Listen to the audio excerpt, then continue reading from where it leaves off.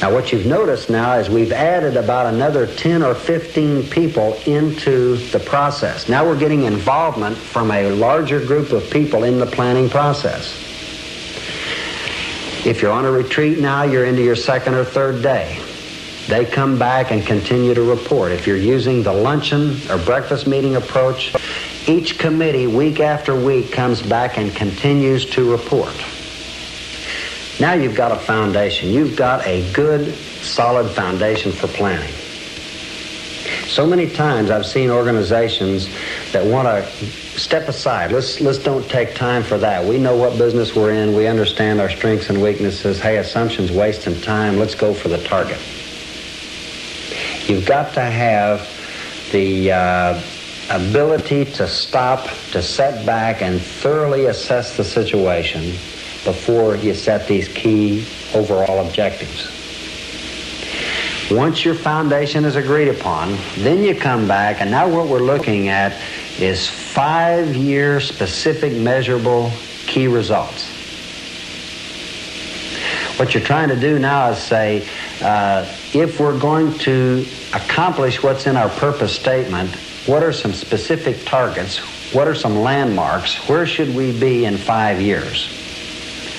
In a profit-generating business, you're usually looking at things like profits, return on investment. You're looking at profitability in sales, production and productivity. You know, what should our productivity rate be in terms of units, cost per unit efficiency? What should be the product characteristics? What are our quality objectives? In terms of people in your human resource plan, turnover rates, objectives that have something to do with people. In the financial area, again, you're looking at return on assets, earnings per share. You always want to have some public responsibility objectives. What is it that you want to do in your local community that take on a public responsibility area? Then you've also got to have budget objectives. You know, what are your specific budgets intended to be over a 5-year period of time?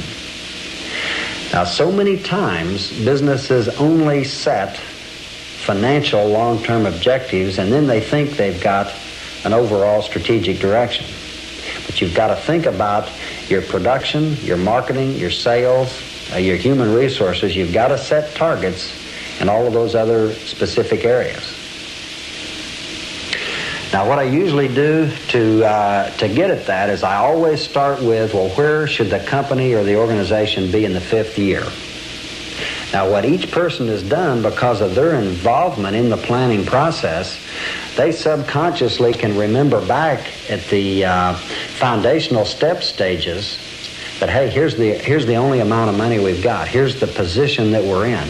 When I went through the planning process with Liberty Industries, Girard, Ohio, a very successful lumber service company.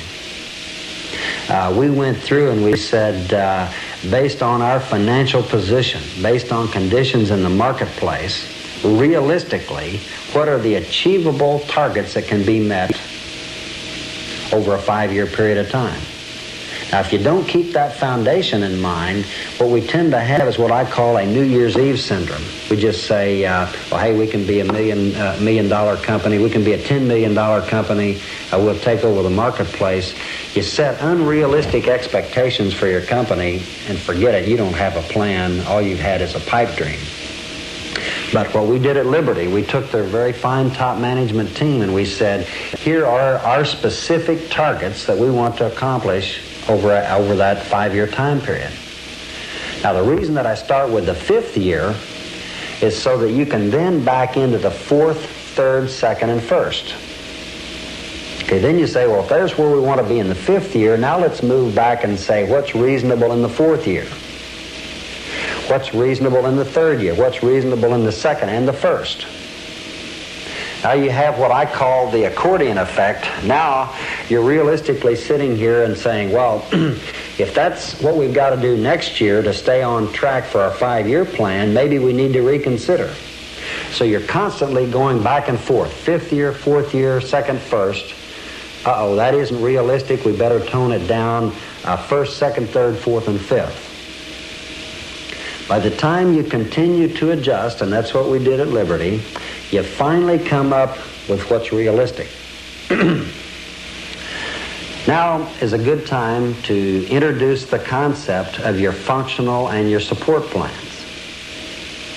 Now, what this means is, now you've got to take and coordinate production, you've got to coordinate marketing, you've got to coordinate finance, you've got to coordinate R&D, you've got to coordinate your human resource plan.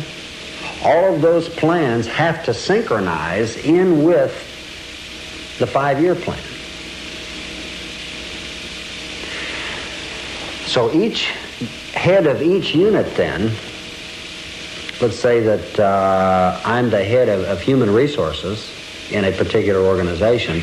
Once I see the specific 5-year plan, and that's what we're trying to do with the Imperial Corporation of California, is they are developing a very sophisticated 5-year human resource plan based on where Imperial is going over the next few years. Their director of human resources, because he's part of the overall planning process, knows the strategic direction of the financial institution, then he can come back with his staff and go through the very same process. What's the purpose and reason for being for the human resource area? He can come back and say, now, what are the environmental factors in the state of California? What's the turnover rate? What's the labor pool like? Are the skills there to run a major financial institution? What are the strengths and weaknesses of our own area? Here you do things like a asset and liability inventory. Here you find out the attitudes of your people. The plan's based on some assumptions. Your human resource plan then has very specific 5-year objectives, just like the overall strategic plan. Now you're literally doing the same thing in marketing, production, all other areas of the business. What I've seen throughout my business career is a total, complete lack of coordination of these plans. I've seen situations where marketing has said we're going this direction with those products. Nobody ever talks to production. I've had a career as a production executive, and in most cases, production people are left out of the planning process. Then all of a sudden, production finds out that, well, here are the requirements you've got to meet over the next 5 years, and nobody has thought about then the cost of tooling, the cost of equipment. So now all of a sudden, you've got a plan, you've got a market direction, and then what about the financial plan? Do you have the money? Some kinds of heavy tooling, there's 36 and 48 months of lead time to actually get the equipment into place to be able to even manufacture the product. If you go through a planning process like I'm describing, and you're setting overall, say, marketing objectives, here's what we want our sales and profitability to be, everybody is sitting right there at the table, and the production man can raise his hands and say, we can't meet the demands with our present equipment. I was in a situation where I was the key manufacturing executive responsible for producing a product, and I did not know that that product had even been developed when we received the first production order. We ended up in one of the biggest fiascos that I've ever been involved in my life, because we could not adapt the new technology onto our equipment. We were 6 months late delivering the product. The customer was unhappy. Everybody was a loser. Now, if I had been in on the planning process, I would have been able to just bring up in the planning meeting that it's not realistic to take this kind of a design and put it on that kind of equipment. I hope we've learned that lesson. I hope we're to the stage now in our planning sophistication that we get everybody involved in the plan before you execute the plan. So again, it's very important now to have each of those areas now begin working on support plans. All right, let's take a look at this whole area of strategy. Now again, you take each of your major objectives. You list that objective across the top of what I call an action page. And you say, here is our specific, measurable objective in the area of sales, say in the 5th year. Then you want to start looking at what strategies do you need to achieve those particular sales objectives. Now, what you do now is you create, you'll notice I'm continually creating another set of task forces. As you, by now you've already dissolved your purpose, environmental analysis, strengths and weaknesses and assumptions task force. Now you've taken the same group of people, added some more people in the organization. This thing's growing over time. Now you're bringing in, let's say you've got 8 key objectives. Now you've got a committee of 6, 7, or 8 people looking at each objective and saying, if that's our objective, then what should we do in the area of pricing? What should our packaging be? What should our channel of distribution be? How should we call on our customers? In other words, each specific team now is gathering information, is talking, discussing, and coordinating. And again, your meeting's going on. If we're on a 1-week retreat, by now we're into about the 4th day. If you've chosen the luncheon or breakfast route, then you might be in your 4th or 5th month. But now you're having a good open discussion. Each person comes back and makes a report. You gather ideas from other people in the room, you go back and reconsider. But what you're doing is developing a strategy and game plan.